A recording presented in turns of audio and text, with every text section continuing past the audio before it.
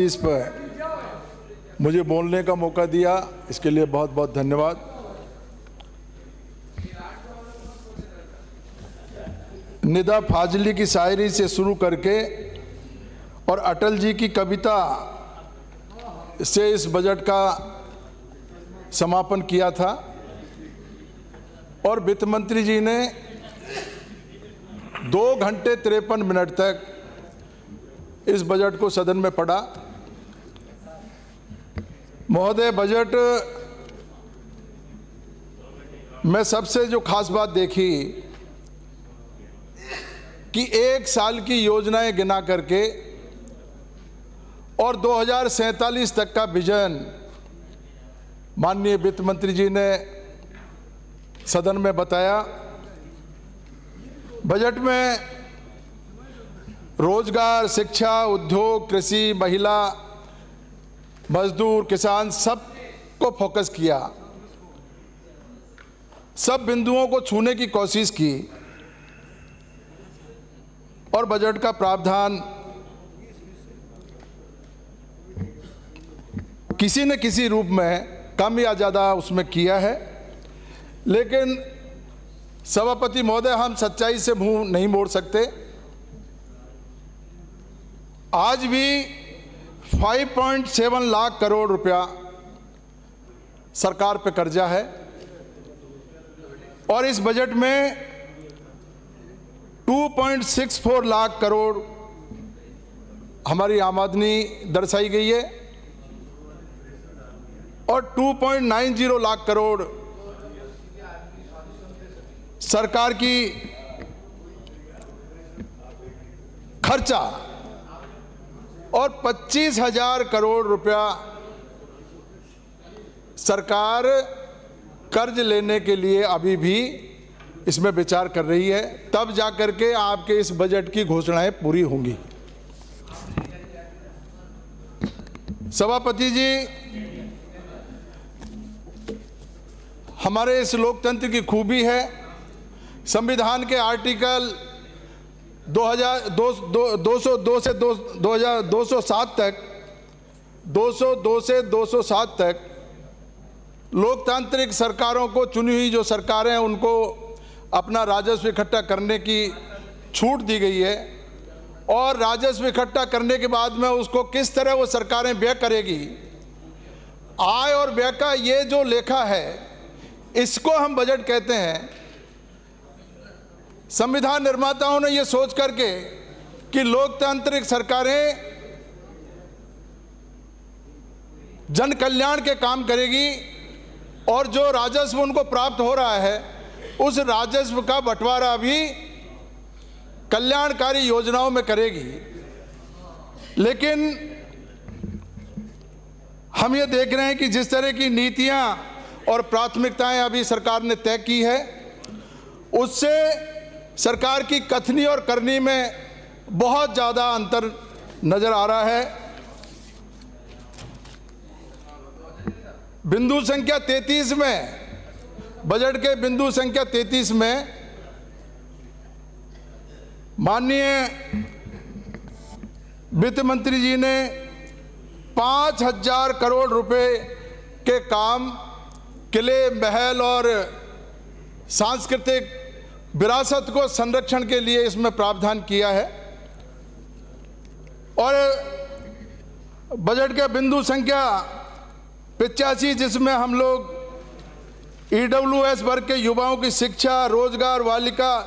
संबल और उनके परिवारों की सुरक्षा के लिए मात्र 150 करोड़ रुपए का प्रावधान किया। इसी तरीके से अनुसूचित जाति, जनजाति, OBC, सफाई कर्मचारी, अल्पसंख्यक समुदाय को भी रियायती दर पर ऋण उपलब्ध करवाने का भी बहुत कम बजट अर्थात 100 करोड़ रुपए प्रस्तावित किए हैं। बिंदु संख्या 80 में अगर हम देखते हैं तो TSP क्षेत्र में निवासरत जनजाति के परिवारों को मात्र 75 करोड़ रुपए का प्रावधान किया है। इससे हम लोगों को ये साफ जाहिर हो रहा है कि इस बजट में जो राजस्व प्राप्त होगा उस राजस्व का बंटवारा वीकर सेक्शन को नहीं करके, कमजोर वर्ग के लोगों को नहीं करके और किले और महलों पे इसका जो फोकस किया है, ये किसी भी लोकतांत्रिक सरकार के लिए शोभा की बात नहीं है। मैं आप सब लोगों को भी ये निवेदन करना चाहता हूं, मेरे सत्ता पक्ष के साथी हैं, आप लोगों ने भी अभी देखा होगा अखबारों में टीएसपी एरिया में अपने बच्चों को बेचने तक की घटनाएं भी अभी अखबारों में छपी है। साथियों, अपने बच्चों को कौन बेचता है? वो जब बेचने की बात करता है तब जाकर के, जब उसके घर में खाने के भी अगर लाले पड़ रहे हैं और बहुत ही ज़्यादा अगर कोई गरीबी की स्थिति होती है, तब जाकर के भी अपने बच्चों को बेचने की बात नहीं करता। ऐसी स्थिति जब टीएसपी एरिया में बन रही है, गरीब और मजदूरों के यहाँ पर इस तरह की स्थिति बन रही है, तो उस वर्ग को, उस क्षेत्र को निश्चित रूप से हमको बजट में प्रावधान बड़े स्तर पर करना चाहिए। ये नहीं करके हम लोगों ने एक बहुत बड़ी भूल की है। मैं सरकार से मांग करूंगा, वित्त मंत्री जी से मांग करूंगा कि हमारे आदिवासियों के लिए, टीएसपी क्षेत्र के लोगों के लिए, जो गरीब और कमजोर वर्ग के लोग हैं, उनके लिए बजट का प्रावधान उनकी जनसंख्या के अनुसार करना चाहिए। उनकी जनसंख्या, क्योंकि अभी जनसंख्या के आधार पर जनगणना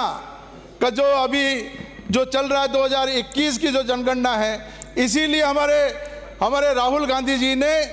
देश में सबसे पहले ये मांग की है कि अब जो जनगणना हो वो जातिगत जनगणना हो। जाति के आधार पर जनगणना जब होगी तो निश्चित रूप से हमारे वीकर सेक्शन के लोग, आदिवासी और गरीब लोगों का सही संख्या में उसमें पता लगेगा और उसी आधार पर उनको बजट का जो है एलोकेशन होगा। महोदय, हमारे शासन और सुशासन के संबंध में पिछली सरकार ने राजस्थान में नए जिलों की घोषणा की थी और नए जिलों की घोषणा को पूरे राजस्थान के लोग ये